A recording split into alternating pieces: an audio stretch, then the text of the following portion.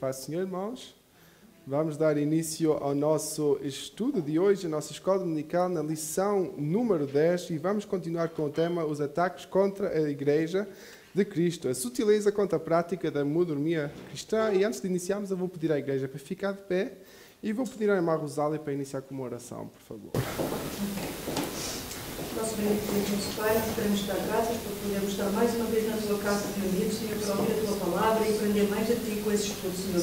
Que a tua palavra entre no nosso coração e que o transforme, Senhor, de dentro para fora, Pai. É isso que pedimos do teu coração, Senhor, que pomos este culto nas tuas mãos, Senhor, abençoa cada vida, Senhor Deus, tu conheces a nossa vida, o nosso coração, todos os nossos problemas. Nós queremos aqui entregar agora isso tudo nas tuas mãos, em nome de Jesus, Pai. Amém. Amém. Amém. Ok, então estamos na lição número 10, na página 68, quem tiver a revista em papel, e vamos então falar sobre a sutileza contra a prática da mordomia cristã. Né? O texto áureo encontra-se em Gênesis 14, versículo 20, que diz: E Abraão deu-lhe o dízimo de tudo. A verdade prática diz: contribuir financeiramente para a obra de Deus é mais que um dever, é um privilégio.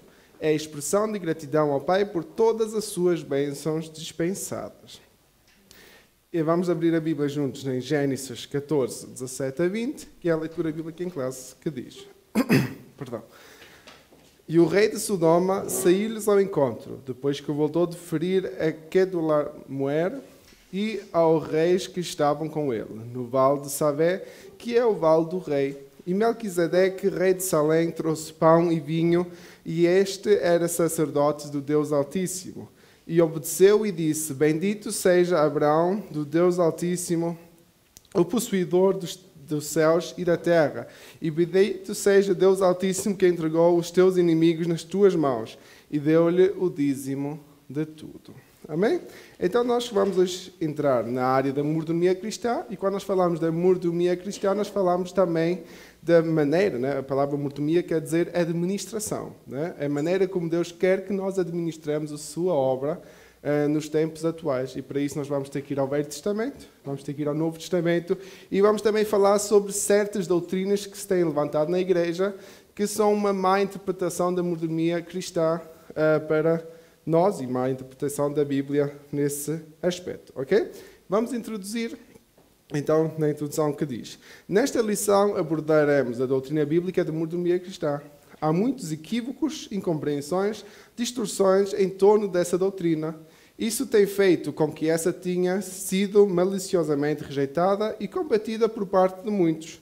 Em primeiro lugar, deve ser observado que mordomia aqui tem o sentido de administrar bem o que Deus nos deu, e não os privilégios vividos individualmente por alguém, visando corrigir alguns ensinos equivocados em torno desse assunto que sutilmente se infiltraram no meio evangélico. Faremos uma exposição daquilo que as Escrituras ensinam sobre a mordomia cristã.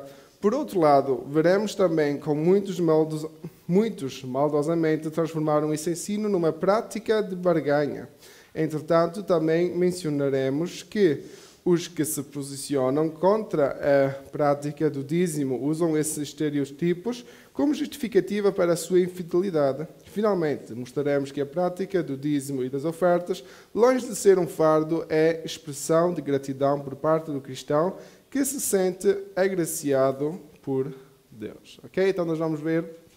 Eu sei que a área financeira é sempre um assunto que é difícil de tocar, mas é completamente bíblico, não é? E que nós temos que falar sobre isso porque se tem levantado muitas doutrinas contra a forma de dizimar, não é? Contra as maneiras como Deus quer que nós administramos as coisas que Ele nos tem dado, e até tem-se levantado a doutrina da prosperidade, que todos já ouviram, que é o excesso dessa forma que, digamos, que sempre que dão alguma coisa, se espera que Deus também retribui algo, né? Tentando manipular Deus através da forma financeira, que é algo que é completamente absurdo, não é?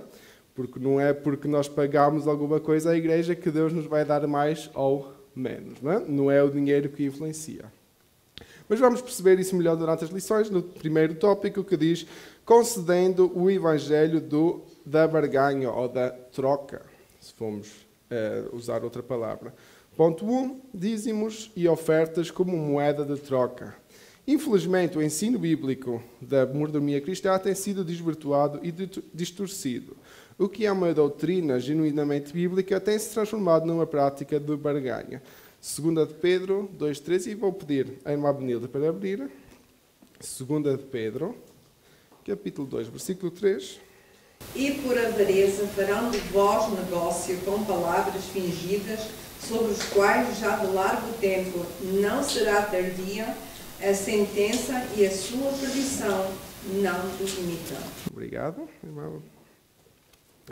Então nós percebemos aqui que Pedro já estava a falar sobre essa questão, né, de fazer negócio dentro da igreja. E nós vemos que isso não é algo novo, porque se nós olharmos para o tempo de Jesus, quando ele chegou ao templo e se irou da forma como estava a usar o templo para fazer negócios, né, a venda que ele estava a fazer lá, daquilo se tornou uma feira, digamos assim, nós vemos que era algo que se tinha infiltrado dentro da igreja. Né?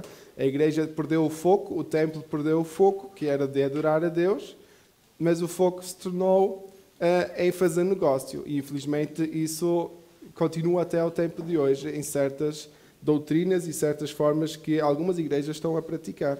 E por isso nós temos que ter muito cuidado com esses assuntos. Técnicas de arrecadação de fundos são usadas para explorar os incautos e mais pobres.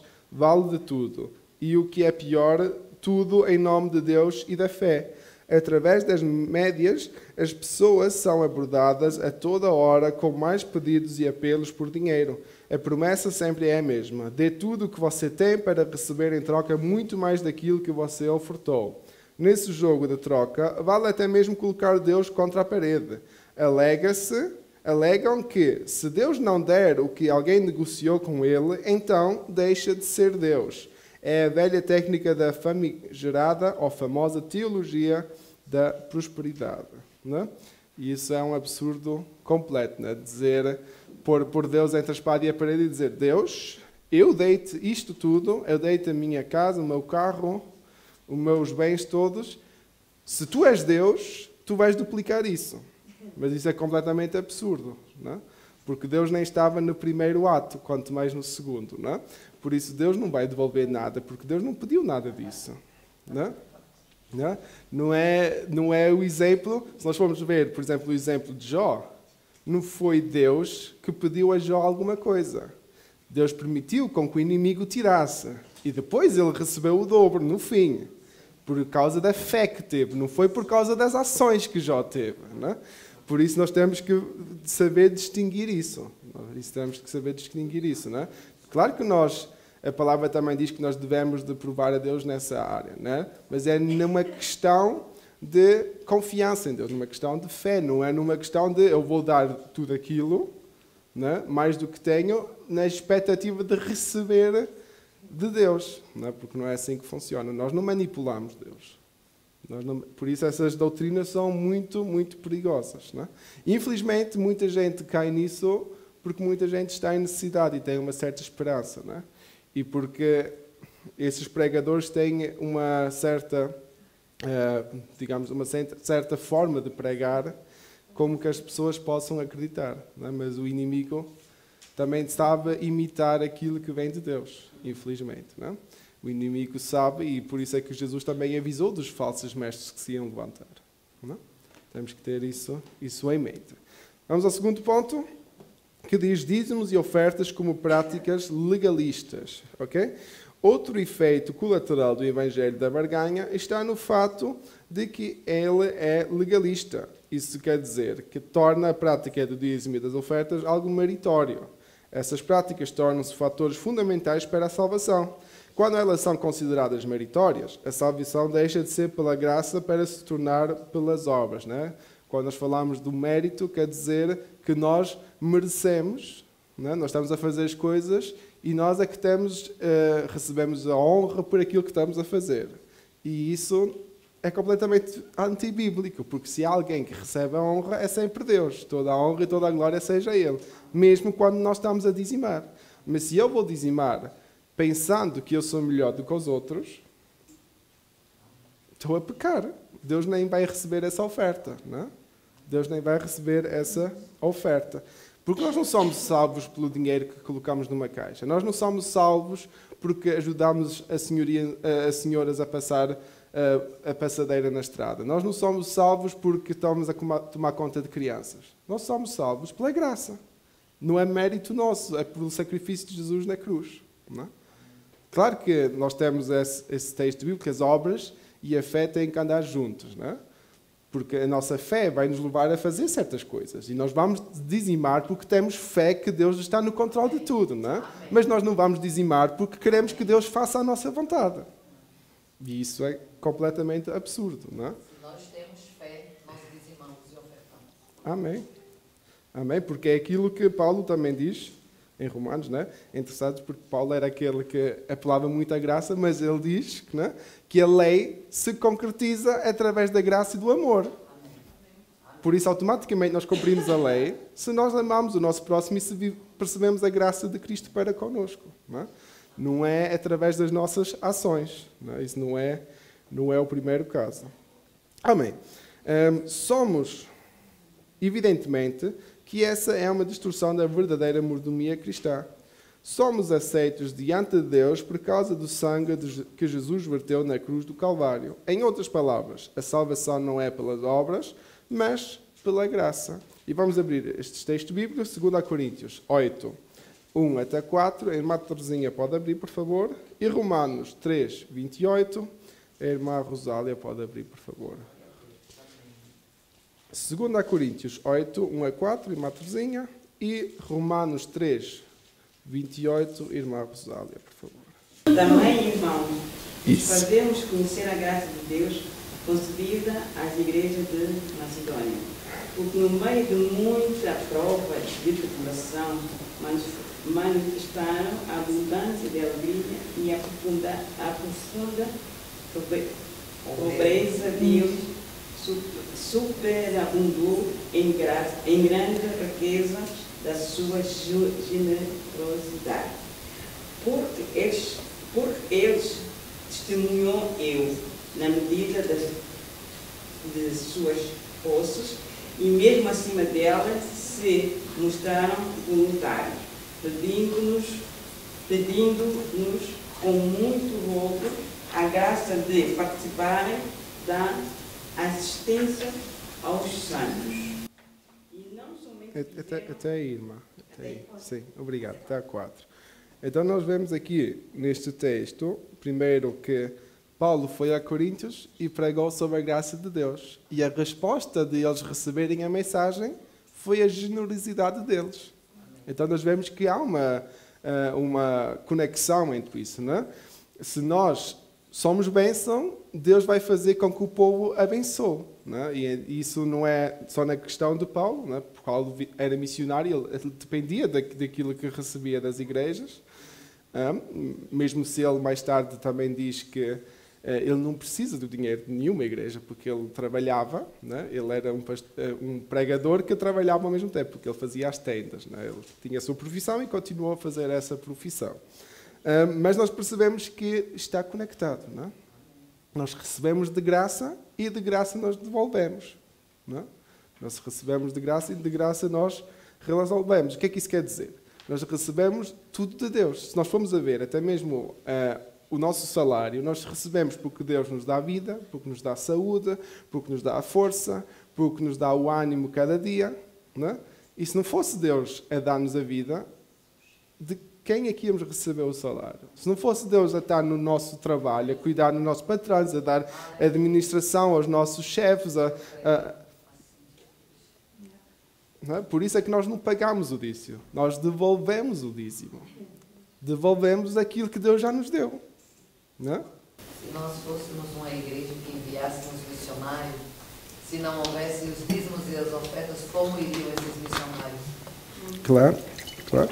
Para todos que necessitam do financeiro, sim. Todas as áreas necessitam do financeiro. E claro, nós não enviamos, digamos, pessoalmente, mas nós temos apoiado as obras missionárias e mesmo pagar só o aluguer desta casa. É um dever de nós, porque Deus não vai enviar dinheiro do céu para pagar as despesas, não é? Não é? Assim como nós ouvimos na semana passada, na pregação, que foram aquelas irmãs que estavam a seguir a Jesus que apoiaram com tudo aquilo que tinham. Não? Porque toda a jornada que Jesus fazia, ele também precisava. Porque Jesus, ele estava ali 100% homem, era 100% Deus, mas era 100% homem. E ele usurpou do seu poder, do poder de Deus na sua vida. Ele tinha fome, ele tinha sede. E essas mulheres, elas mantinham o ministério do Senhor. Amém. Né? A jornada deles naquele tempo. E assim também compete a nós, né? Fazer isso. Né? Amém. Romanos 3:28, irmã Rosália, por favor. Concluímos, pois, que o homem é justificado pela fé sem as obras da lei. Amém? Obrigado, até aí. Ok? E vamos já perceber que isto aqui não é uma contradição daquilo que nós estamos a falar, porque nós até podíamos dizer, ok, então nós somos justificados pela fé, o dízimo faz parte da lei. Será que o dízimo de verdade é algo que nós devemos fazer no tempo atual? Isso é um assunto que está a ser tratado em muitas igrejas e há muito debate por causa disso. Mas nós vamos chegar lá porque é que nós queremos que o dízimo ainda continua, dízimos e ofertas continuam a fazer parte do tempo atual. Amém? Ok. Segundo tópico é a doutrina bíblica do dízimo sobre ataque. Ponto 1. O dízimo era uma prática da lei. Aí já entramos no tema. Muitos se aproveitam daquilo que os maus obreiros ensinam e praticam sobre o dízimo para se eximirem ou livrarem-se desse dever cristão. A alegação mais comum, dentre muitas outras que existe, é que a prática do dízimo era um preceito mosaico. Um preceito mosaico quer dizer que é da lei de Moisés. Neste caso, por viver na nova aliança, o cristão estaria desobrigado de praticá-lo. Como vimos da leitura em classe, a prática do dízimo antecede a lei de Moisés, que nós lemos em Gênesis 14, 17 a 20. Abraão deu um dízimo de tudo o que tinha centenas de anos antes da lei. Portanto, a desculpa de que não se devolve o dízimo porque essa é uma prática limitada à lei de Moisés não se sustenta. Na verdade, há uma justificativa muito mais plausível para quem se exime, ou livra, ou se nega a devolver seu dízimo, o amor ao dinheiro. Geralmente, as pessoas que criam obstáculos ou desculpas para entregar seu dízimo, quando se é um ensinamento oficial de sua igreja, assim agem por conta de terem sido mal discipulados ou porque são extremamente apegados aos bens materiais. Em outras palavras, são pessoas presas pela avareza. Amém? Então nós percebemos que os dízimos e ofertas antecederam o tempo da lei. Por isso é que não é algo que foi abolido através de Jesus Cristo, através da vinda. Porque nós estamos a viver o tempo da graça. Por isso, grande parte da lei não tem influência para nós, porque a lei mosaica regulamentava, digamos assim, não estou a falar de não matarás, não roubarás. Isso são leis que têm tudo a ver com aquilo que nós vivemos. E se nós amamos o nosso próximo, nós não vamos matar o nosso próximo, não é? Pronto. Isso aí tem que ser claro. Mas havia muitas leis civis. A maioria das leis que existiam eram leis civis para a organização do povo de Israel. É da maneira como o povo de Israel, os israelitas, vivem até hoje. Vivem mediante a lei porque não aceitam Jesus como Messias. Então, eles vivem aquelas leis. Nós, então, sabendo que estamos a viver no tempo da graça, abolimos muitas dessas leis, porque não temos necessidade disso, porque através da graça nós não precisamos de ter rituais de santificação, porque nós somos santificados através de Cristo, ok? Então existe esse debate. O dízimo fazia parte da lei, mas o dízimo, se formos a ver, começou antes da lei. Né? Abraão foi antes da lei, foi antes de o povo ser preso no Egito. Foi antes de... Até mesmo se formos a ver, já os primeiros filhos de Adão e Eva estavam a ofertar. Sim. Quem é que lhes disse que eles deviam de ofertar? Sim. Então deve ser algo intuitivo. Né? A gratidão a Deus deve nos fazer ofertar, a apoiar o trabalho de Deus. De qual forma seja, se não tivermos dinheiro, Deus pede-nos o nosso serviço. Né? Pede-nos, podemos ajudar a limpar, nós podemos ajudar a fazer qualquer tipo de trabalho. Né? Né? Isso também Jacó fez. Eu ia falar. Jacó também fez. Até antecipiado ler de novo a Bíblia, né? E fiquei ali impactada, justamente por isso aí.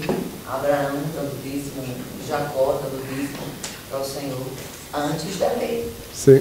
Tudo isso antes da lei. E aí nós vemos, se nós olharmos para o tempo antes da lei, antes de ser obrigação para o povo de Israel, nós vemos que as pessoas faziam de livre vontade. Né? E é assim que nós, no tempo da graça, também devemos fazer, de livre vontade, com amor, porque sabemos que a nossa vida está nas mãos de Deus. Ele é que está no controle de tudo. Né? Mesmo, eu fico observando assim, as coisas, sabe, Patrick? A palavra do Senhor nos diz que devemos obedecer ao Senhor. Ele diz que Ele é o nosso Senhor, né? E devemos obedecer a Ele. Então, se Ele nos manda pagar os nossos dízimos e ofertas, e estamos fazendo isso, estamos obedecendo. Se nós não estamos fazendo, nós estamos desobedecendo. E o Senhor tem as suas leis para aqueles que obedecem e para aqueles que desobedecem. Ele deixou bem claro em Deuteronômio, né? Para aqueles que obedecem, tem as bênçãos. Deuteronômio 28 é só ler. Deuteronômio 11, a partir do 26, é só ler. E o Senhor deixou as bênçãos para aqueles que estão abençoando a sua obra. Sim. E as maldições. Muitas vezes nós nos encontramos em situações difíceis na nossa vida financeira e a gente fica perguntando por quê? Por que está me acontecendo isso? Porque não tem também. Sim. Se o Senhor deixou ali na sua palavra que irá nos acontecer isso no caso da desobediência, a maldição vai chegar na nossa casa, então a gente não precisa ficar surpreendido de maneira nenhuma. Sim. Sim, mas claro, aquilo que a irmã está a dizer é muito, muito importante, mas também temos que ter em mente, porque às vezes é esse o perigo, né? É o perigo, se nós olharmos só para a lei vai sempre nos condenar, né? A lei vai sempre nos condenar. Nós temos que perceber que Deus não nos vai enviar para o inferno porque não fomos dizimistas. Porque se nós formos a ver, eu até vi isso ontem à noite, porque há muitas igrejas, claro que nós temos os nossos costumes e é bíblico, mas o importante é a nossa salvação, por fim, não é? Porque, por exemplo, o que estava na cruz ao lado de Jesus, o criminoso que estava na cruz ao lado de Jesus, ele não teve chance de ser batizado, ele nunca tomou a ceia, ele nunca foi batizado com o Espírito Santo, não é? Mas mesmo assim, ele teve a oportunidade de estar com Jesus no paraíso. E é isso que é o importante, não é? Só que nós não podemos deixar as coisas de lado só porque só precisamos da salvação, não é? Porque a Bíblia não tem tantas páginas só para nos basear em uma única coisa, não é? O importante é o amor. Muitas vezes nós procuramos versículos bíblicos para nos defender de nós mesmos. Sim. Falámos sobre isso na sexta-feira, mas não teve, mas está... para nos defender de nós mesmos. Não é? Yeah. Aí buscamos tal versículo, porque Jesus disse assim, mas Jesus falou muita coisa. Sim. Muita coisa. E nos deixou muita coisa. Sim. Não é só algumas coisinhas. Como você também já falou a semana passada, ou foi um outro dia aí, não lembro agora no momento, que nós precisamos ler não só o texto, mas também o contexto. Yeah. O contexto de toda a palavra. Não é? Para sabermos verdadeiramente o que é que Deus está falando ali naquela situação. Amém. Para a gente. Sim. Não, fica à vontade. É isso mesmo que nós temos que trocar as ideias, não é? Então, Hebreus 13, 5. Irmã Fábia pode até já abrir.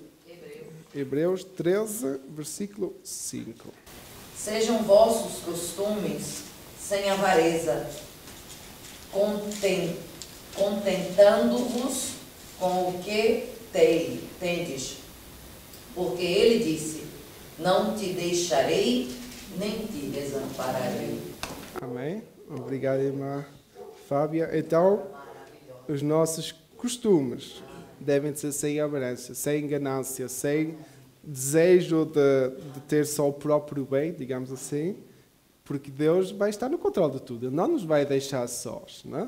Ele não nos vai desamparar. Por isso, se nós colocamos a confiança nele, nós não precisamos de ter a confiança no dinheiro.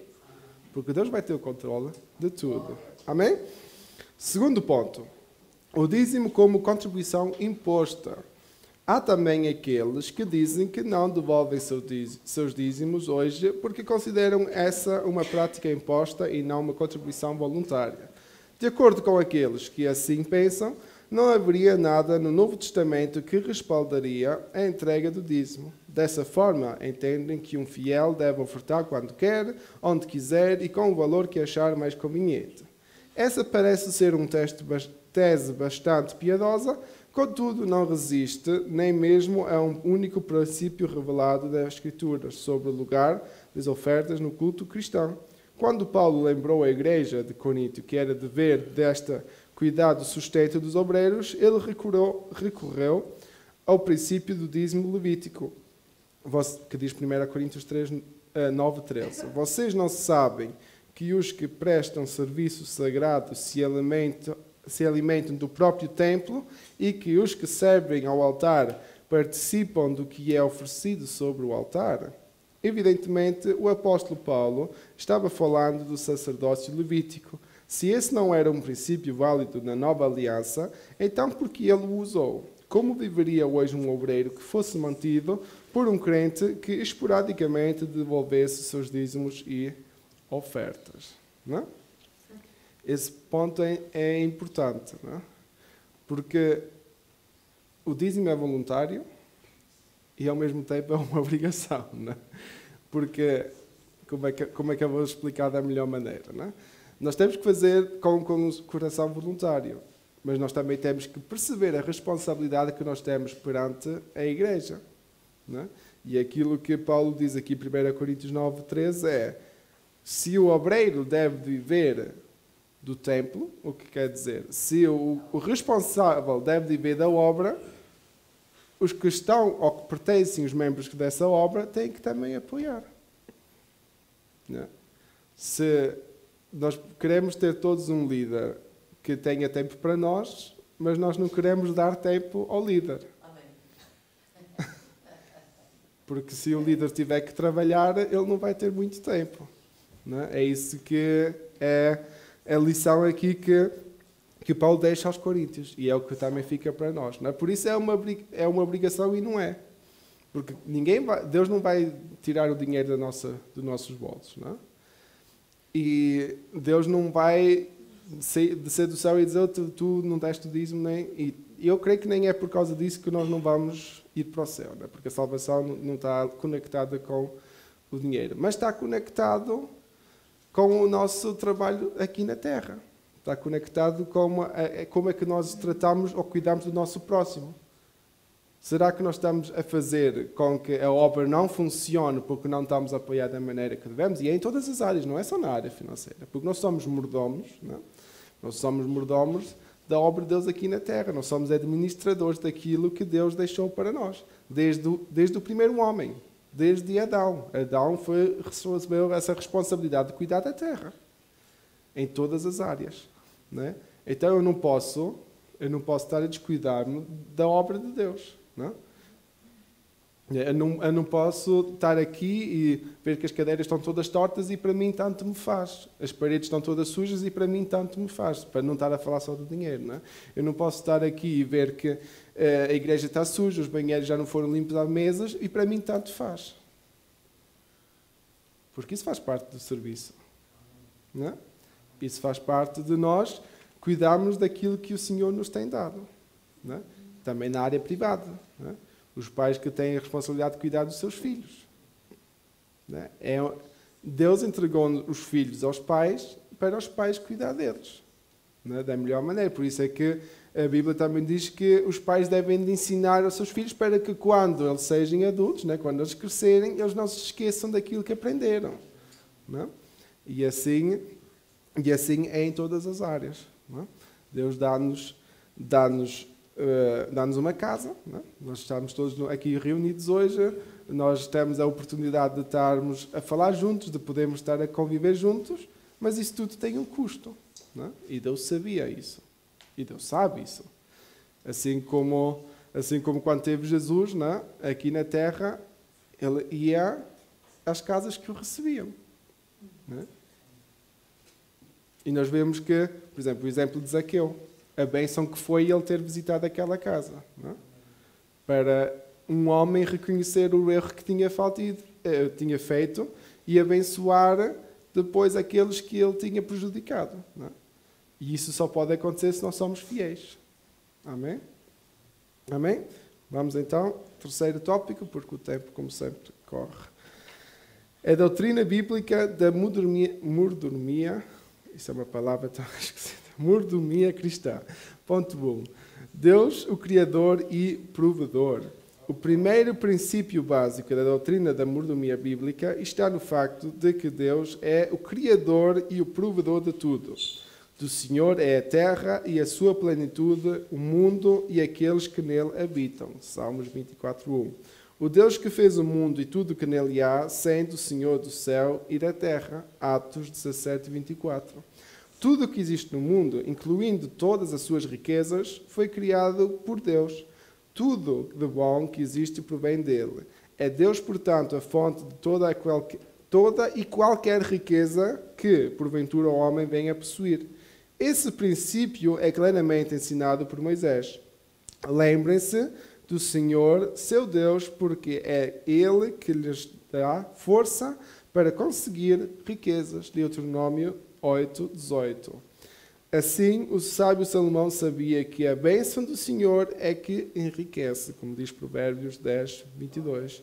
Ser dizimista e ofertante nada mais é do que reconhecer o Senhor como a fonte provedora de tudo. Amém? Porque nós, quando somos fiéis nos dízimos e nas ofertas, nós estamos a reconhecer que Deus já nos deu tudo. E que dele tudo vem. E que dele tudo vem. Não é? E que tudo é para ele. Não é?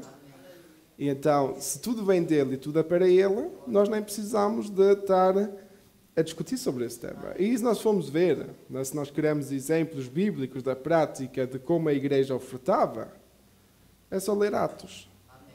Eles davam tudo. Amém. É só ver o exemplo. Ajudem-me agora com os nomes. Como é que... Não, de... Quem é que morreu?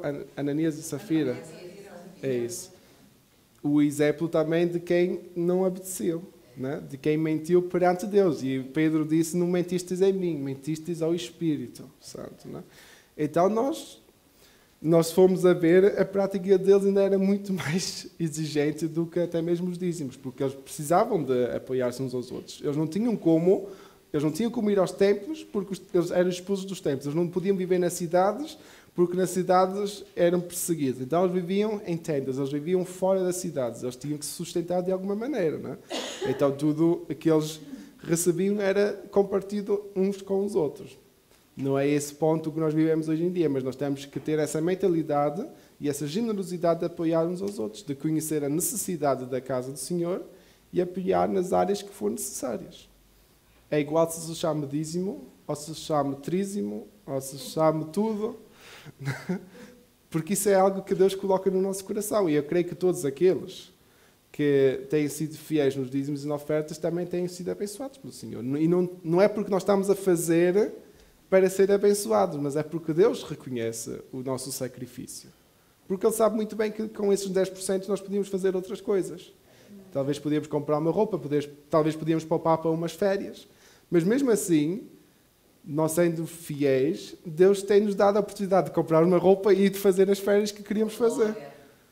Porque Deus conhece a intenção por detrás de tudo. Amém? E de verdade nós podemos, nessa área, nós podemos provar que Deus está no controle de tudo.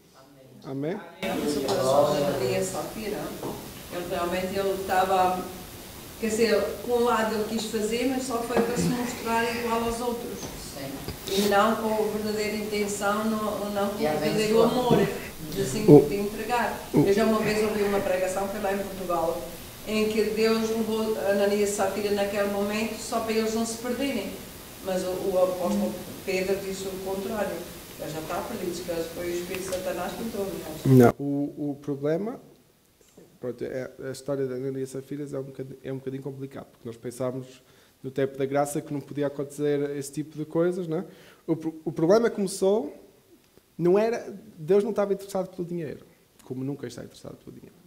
O problema começou quando Ananias e Safira disseram que iam dar tudo e depois estava a esconder, não é? Isso eles não deviam ter feito. A razão por qual, e é isso que se fala na teologia, a razão por qual Ananias e Safira tiveram que morrer era porque a igreja estava no início.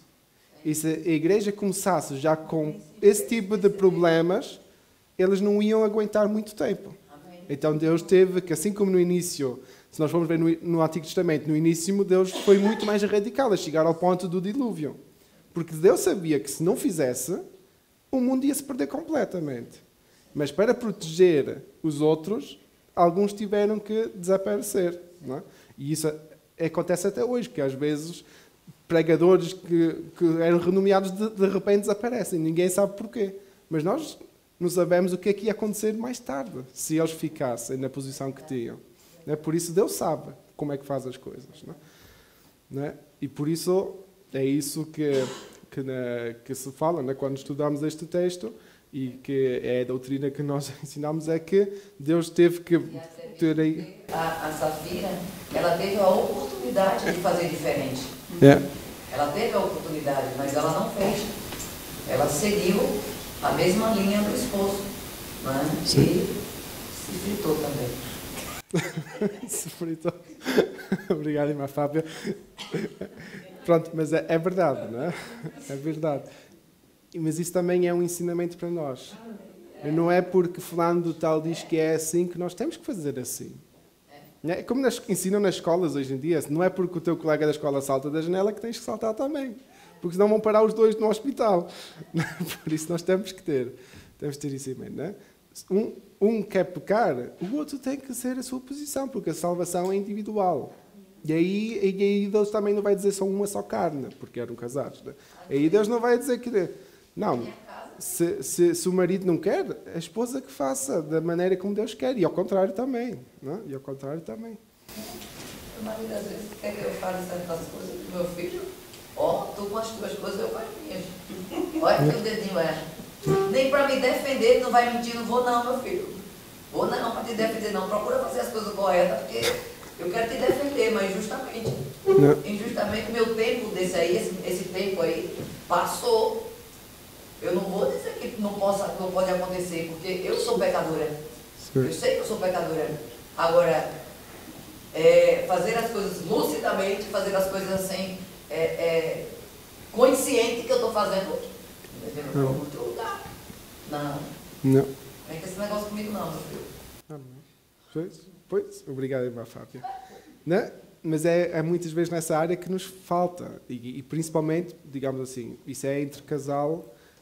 entre um casal, né? Mas muitas vezes, principalmente na área juvenil, há esse problema, porque os jovens querem pertencer a um grupo e depois eles querem, para pertencer a esse grupo, eles têm que fazer aquilo que o grupo faz, né?